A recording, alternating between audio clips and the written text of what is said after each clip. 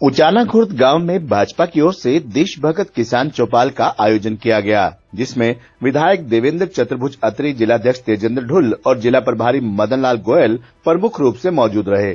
चौपाल में आसपास के गांव से बड़ी संख्या में किसान और ग्रामीण पहुंचे और अपनी समस्याएं खुलकर रखी।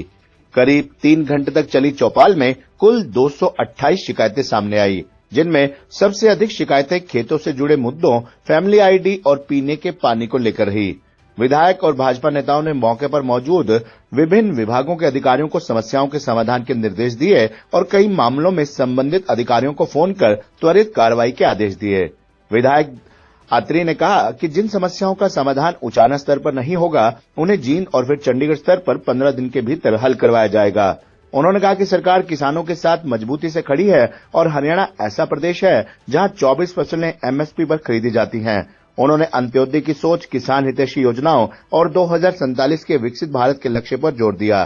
साथ ही भाजपा में नए लोगों के जुड़ने को पार्टी की मजबूती बताया।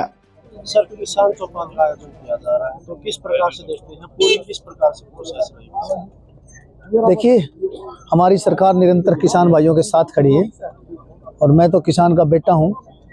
हमारा ध्येय भी बनता, हमारा दायित्व है हमारा ये कि हम किसानों के साथ खड़े हैं।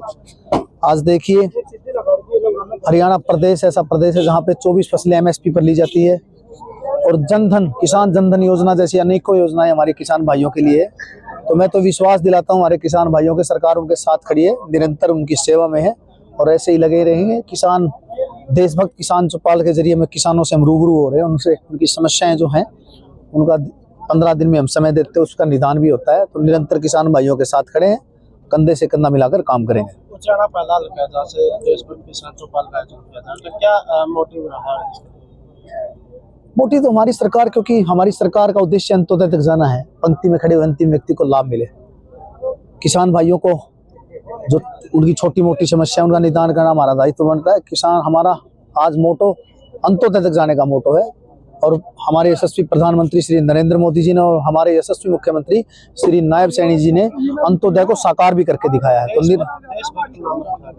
देशभक्त तो आज हवा में, खुली हवा में सांस ले रहे हैं। किन के भरोसे? हमारे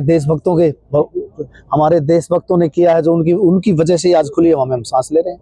तो उनको समर्पित है और हम तो क्योंकि किसान भाई हमारे किसान अन्नदाता हैं, तो भगवान से कम नहीं है, तो हम लोग उनके साथ खड़े हैं, निरंतर उनकी सेवा में हैं।